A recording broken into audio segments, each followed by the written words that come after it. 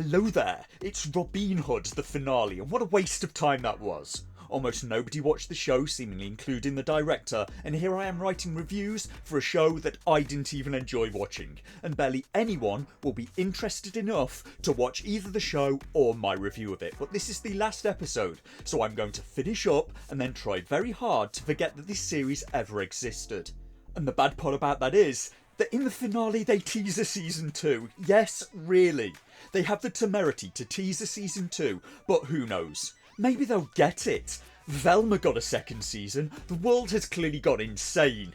And to demonstrate that, in this episode there's no Coco again, and also no Guy Gisborne. So in essence, Guy and his gang dealt a heavy blow to the supposed good guys in episode 6. Remember, they got them locked up and tortured, and then Guy and his gang just walked away unscathed without ever getting any comeuppance. And I find that writing to be unsatisfactory and very unsatisfying, or I would, if I could in any way find it in myself to care about this show. Because in this episode we see the culmination of John Prince's grand master plan, a plan that played out over 8 episodes, the cause of the entire story. Why does John Prince want so badly to buy Sherwood Tower, the home of Robyn and the Hoods? And it's finally revealed in this episode, John Prince has been buying areas of the inner city, as well as the levees that hold the water in the nearby lake. And his plan is to buy all of the land, then sabotage the levees, releasing flood water to wipe out all those areas of the city that he's bought, so he can then rebuild a gated community on the land, safe behind high walls. So his plan, the plan that the entire story revolves around over 8 episodes, is mind-numbingly stupid, because who are the authorities going to look at when the levees that he owns are breached and flood the city, drowning a load of people? They're going to look at him, aren't they? But if this was really America, he'd be fine, I guess, as American culture is notoriously not litigious. Supposedly the US is not the worst offender in the world though. I just looked it up and it's apparently Germany that has the most lawsuits per capita on the planet, around double that of the UK or USA. John Prince has been buying up developed land. He's been buying tower blocks. If Sherwood Tower is knocked down by floodwater from the levees that he also owns being breached, he's going to be liable twice over. Whereas if he would have breached the levees while someone else owned them instead of buying them, they'd be liable for it instead of him. And if John had waited to buy the land until after it had been flooded, the city and the mayor would have been liable for the loss of life, and he probably could have bought the land at rock bottom prices, because it would now be a swamp filled with bodies. As usual for this show, the good guys only ever stand a chance because the bad guys are incompetent. For the cosplay this time, I kind of ran out of Robyn Hood ones, so you can have this Little Red Riding Hood one instead. As an experiment, give a woman a Little Red Riding Hood costume to wear, and then time how long it takes for them to say, "Oh, what big eyes you have," to someone that they find attractive. You can also have this one of a woman dressed as Bane as a bonus. Maybe the best part of the series is that in episode 1 there were several really awkward scenes about a cookie jar full of condoms for Robyn's use that her mum kept filled in their kitchen. And the funny part is that the cookie jar gets a better payoff than the main story does. You may have heard of the principle of Chekhov's gun. Chekhov's gun is a narrative principle that states that every element in a story must be necessary and irrelevant things should be removed. Robyn Hood has a Chekhov's full condom jar because it plays a pivotal role in the whole story. Yes, really. Robyn smashes the policeman that was trying to hurt her mother over the head with it. That condom jar actually gets a better arc than most of the characters do. So how do we start off?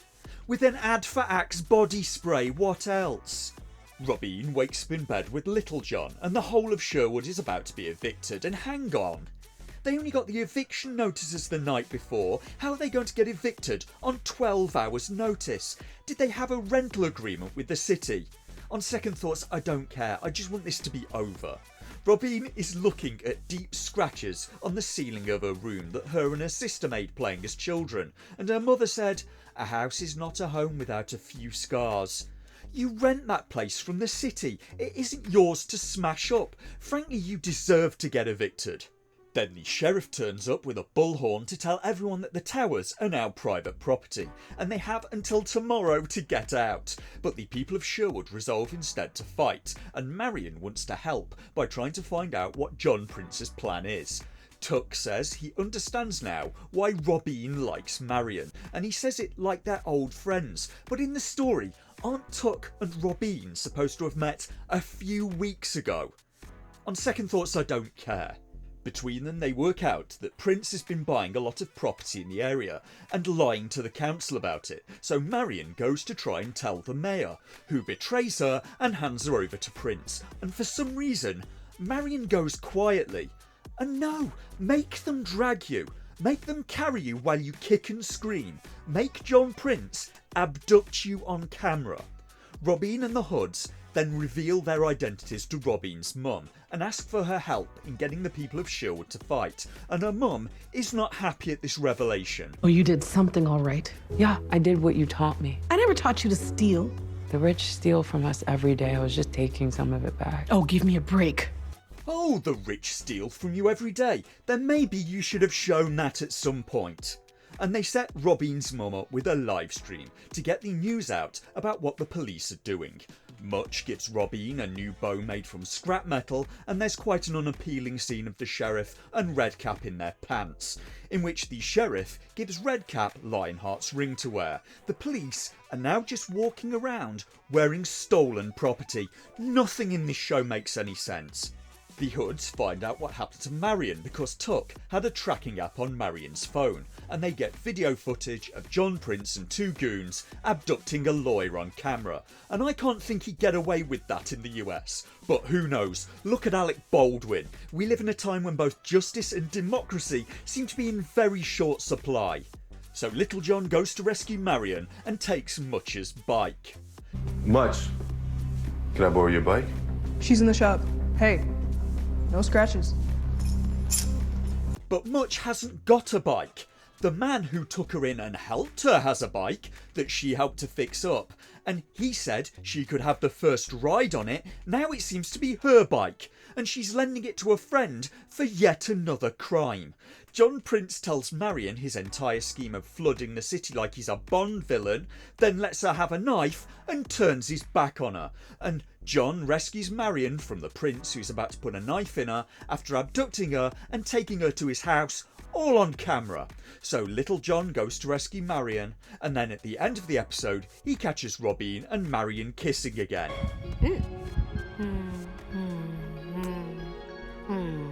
Did that work? Yeah.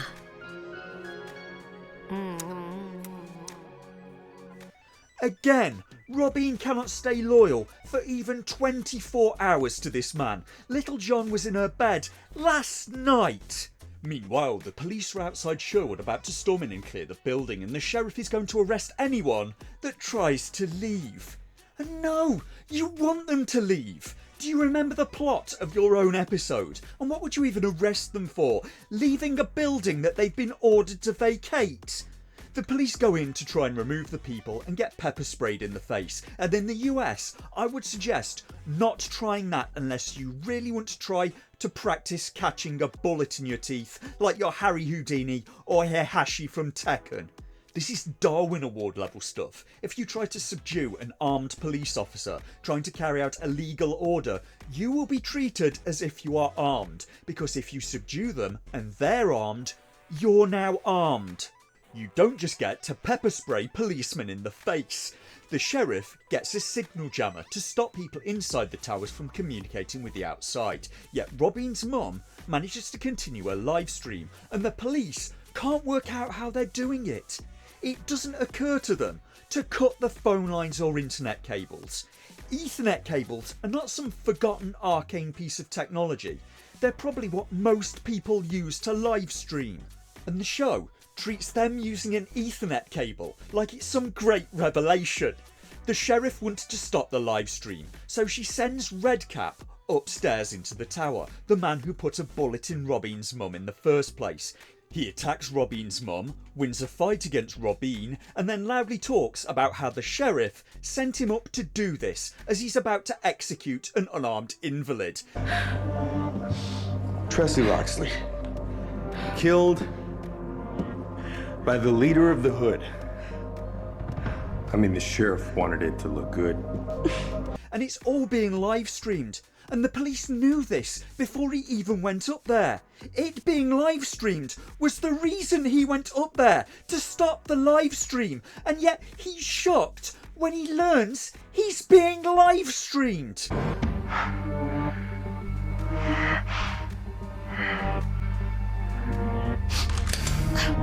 Then Robyn knocks Redcap out by hitting him over the head from behind with the full condom jar.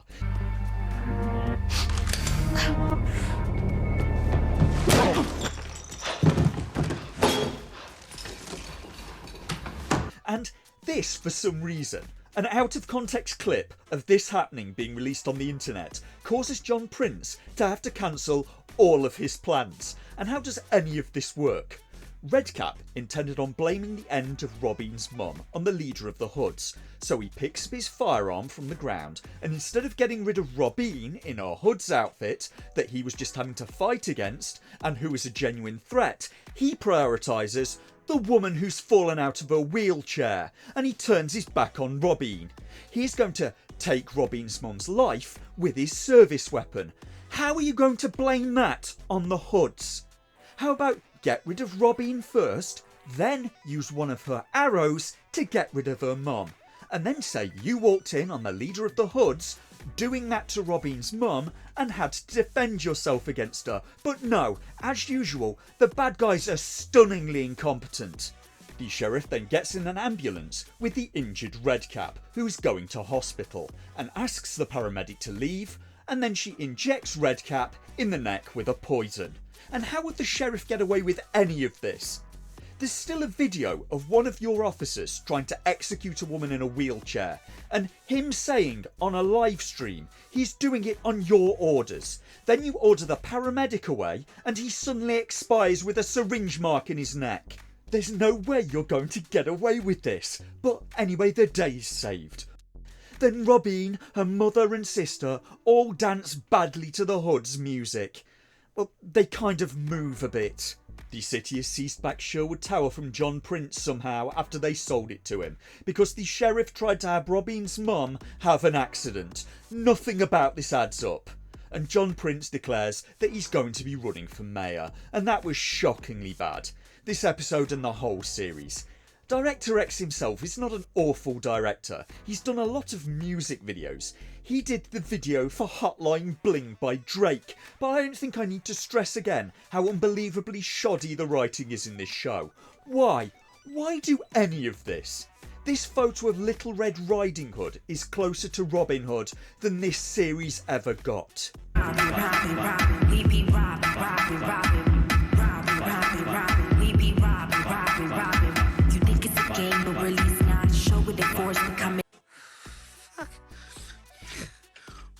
Jesus.